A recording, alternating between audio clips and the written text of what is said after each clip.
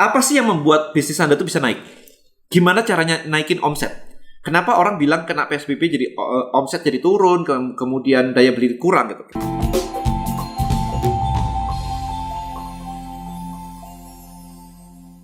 Alright guys, kita ngomongin PSBB lagi gitu kan. Dan banyak pro kontra seputar PSBB, katanya mengganggu roda perekonomian dan sebagainya gitu kan. Nah, di video kali ini saya pengen mengamati gitu ya, dari sisi mana sih sebenarnya mengganggunya gitu. Apakah dengan PSBB itu terus daya beli orang turun? Kalau daya beli orang turun tuh terus kenapa gitu kan? Maksudnya alasannya kenapa kok bisa daya beli orang itu turun?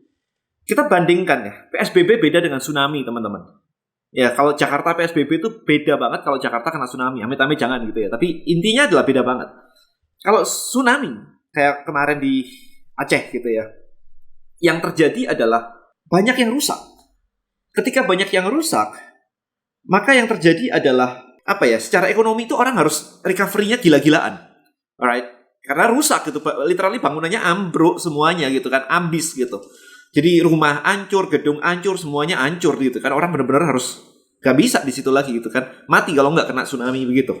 So itu yang terjadi teman-teman. Nah, sekarang kita perhatikan dari ranah marketing, karena saya selalu membawa ini dari sudut pandang perspektif yang saya mengerti ya, perspektif dari ekspertis saya di bidang digital marketing gitu. Nah, sekarang saya mau amati dulu gini. Apa sih yang membuat bisnis Anda tuh bisa naik? Gimana caranya naikin omset? Kenapa orang bilang kena PSBB jadi omset jadi turun, kemudian daya beli kurang gitu. Kita amati dulu kerangkanya ya.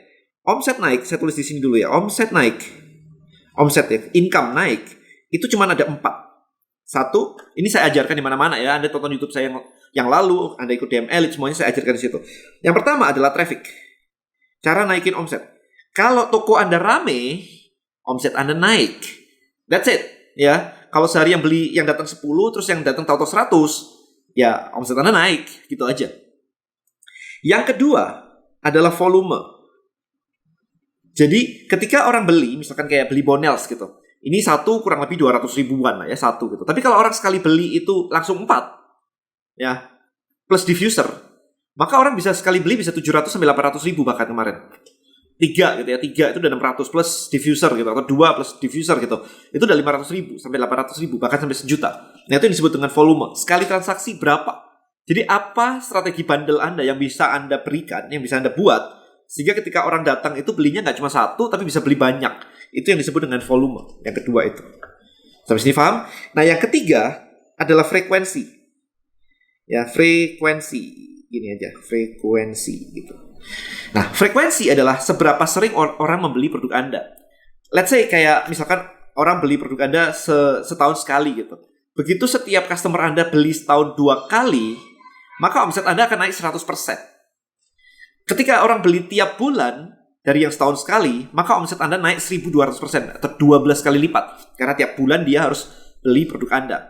Ya maka dari itu kemarin saya selalu menyarankan cari ide apa yang bisa orang tuh beli lagi gitu kan. Nah, yang keempat adalah dengan cara menaikkan harga.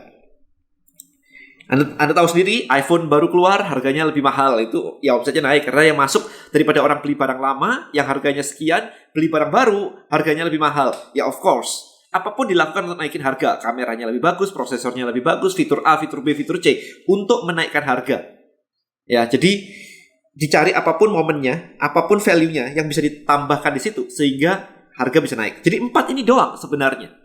Right? Nah, harga bisa naik kalau Anda menambahkan fitur atau value. Gitu. Volume bisa naik kalau Anda melakukan bundle. Frekuensi bisa naik kalau Anda mengingatkan mereka lagi untuk beli di tempat Anda. Atau ini yang biasanya menggunakan database. Jadi ini pakai database. Supaya apa? Supaya sudah pernah beli lagi, Anda bisa tawarin lagi, jadi beli lagi. Bahkan Anda bisa mengingatkan adanya upsell. Makanya bundle-nya jadi jalan, volumenya jadi jalan. Oke, habis beli ini kan, karena kamu beli ini loh ada tambahan ini, ada tambahan itu gitu. Jadi 2 ini kena database. Nah kalau ini tidak ada, maka ke bawahnya nggak ada efeknya. Gitu. Jadi traffic nomor 1. Kalau nggak ada orang yang beli di tempat Anda, mau dibundle kayak apa nggak ada yang beli. Paham ya? Kalau orang nggak ada yang datang ke toko Anda, Maka mau dibuat gimana caranya untuk dia diingatkan lagi, beli lagi, frekuensinya bertambah. Itu nggak ada. Ya kan, orangnya nggak ada, apa yang mau diingatkan. Harganya mau dinaikin semahal mungkin, nggak ada yang beli, ya nggak ada. Jadi nomor satu, ini kunci. Ini kunci, gitu. Nah, problemnya adalah PSBB mendisrupt ini. PSBB membuat orang tidak keluar rumah, dibatasin dan sebagainya. Sehingga akhirnya trafficnya yang turun. Sehingga ke bawah jadi collateral damage, chain of reaction gitu ya. Begitu trafficnya nggak ada, ya volumenya nggak bisa naik, frekuensinya apalagi gitu kan. Harga mau dimahalin juga nggak ada yang beli gitu. Bukan karena kemahalan, tapi nggak ada orangnya aja. Nah ini loh yang diganggu oleh PSBB. Beda kalau kita ngomongin tsunami, teman-teman. Tsunami itu ngerusak, bener-bener ada jadi punya rumah hancur semua. Ada harus keluar duit dan sebagainya. PSBB enggak loh. PSBB itu yang diganggu bukan keuangan Anda. PSBB yang diganggu adalah traffic Anda. Toko harus tutup, mall harus tutup, traffic Anda yang diganggu. Nah, sekarang kalau kita mikir, ya kita amati lagi. Ini kita ngomong kerangka dulu, berpikirnya supaya clear. Kalau Anda mau masuk ke dunia digital, oke. Apa sih dunia digital itu? Apa sih dunia digital? Saya pernah belajar ke satu orang kemarin waktu di Jerman. Michael siapa namanya saya lupa. Itu sebulan omsetnya sebulan itu spending iklan itu $3 juta kemarin. Saya habis belajar ke orang yang sebulan omsetnya $3 juta. Habis itu waktu di eventnya dia, ini di acara mastermind-nya dia, dikenalin satu pembicara tamu yang iklannya $3 juta sebulan gitu. Saya nggak sempat, dia cuma ngajarin singkat doang. Habis itu saya nggak sempat nanya, sampai akhirnya saya minta Skype dia, boleh nggak sih nanya lewat Skype gitu. Dan dia bolehin gitu. Oke, nanya lewat Skype. Dan nggak mau lama-lama orang kayak begitu mah. Skype cuma 15 menit. Saya udah mau Skype sejam, dia nggak mau, 15 menit doang. Summarize-nya itu simple. Saya nanya, kenapa kok kamu bisa punya kayak begitu? Jawaban dia adalah niche-nya dia banyak. Kalau Anda belajar di list building mastery, niche-nya dia tuh banyak, bukan satu niche. Jadi niche-nya tuh benar-benar banyak banget. Jualan apa? Kredit card, jualan solar panel, jualan buat diabetes. Dia punya banyak banget dan timnya lean banget. Timnya tuh cuma 10. Ya, 6 di Jerman, 4 di New York kalau nggak kebalik ya. Antara itu pokoknya 6 dan 4 gitu.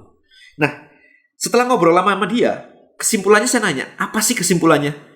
Apakah benar funnel and traffic? Dan dia cuma bilang, yes, funnel and traffic. Ya, funnel is customer journey. Anda tonton video saya tentang funnel. Tapi satunya adalah traffic. Makanya dia bisa iklan di Facebook sampai $3 juta. Kenapa sih Anda kenapa Anda jualan di marketplace? Ini pertanyaannya. Karena Anda mencari, kalau saya jualan di marketplace laku. Kenapa laku di marketplace? Karena pengguna marketplace banyak.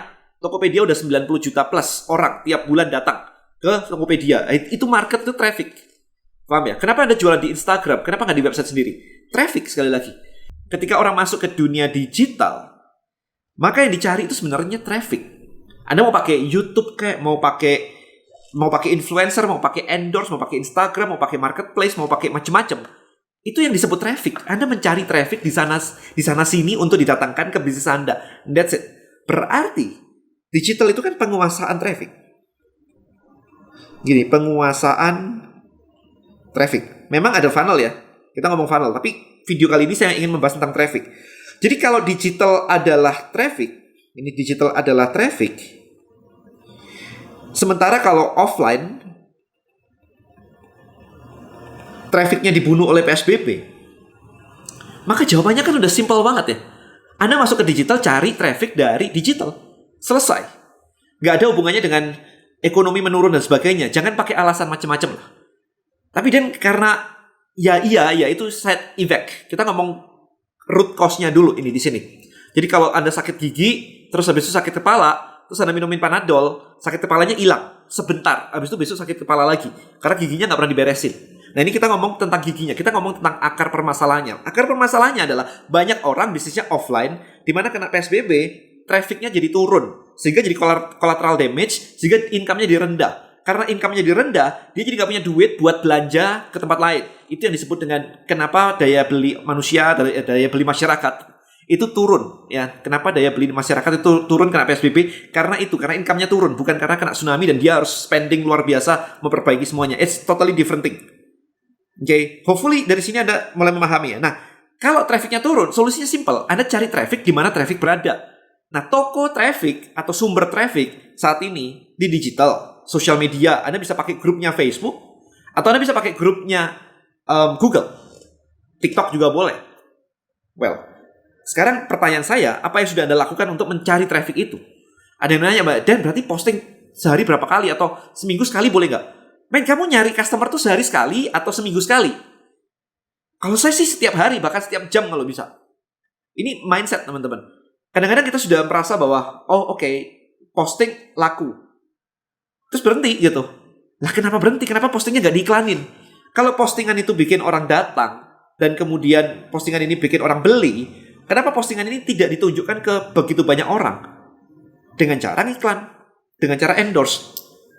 Tapi Dan, kalau misalkan iklan kan keluar budget. Saya nggak punya budget. Nah, ini problem ini. Ini ngomongnya problem di bisnis nih. Kalau orang datang, belanja, harusnya ada punya profit dong. Dan profit itu Anda investkan balik ke iklan. Muter, tinggal dihitung habis itu kalkulasinya. Ini kita udah ngomongin ranah yang berbeda ya, ROAS, ROI, dan sebagainya gitu kan. Tapi intinya adalah, di video kali ini, saya cuma pengen meng-highlight kepada Anda. PSBB merusak traffic Anda di dunia offline. Oke?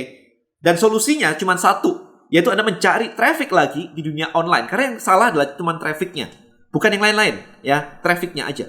Alright, so itu aja video kali ini. Semoga video kali ini memberikan Anda wawasan. See you in the next video. Bye-bye.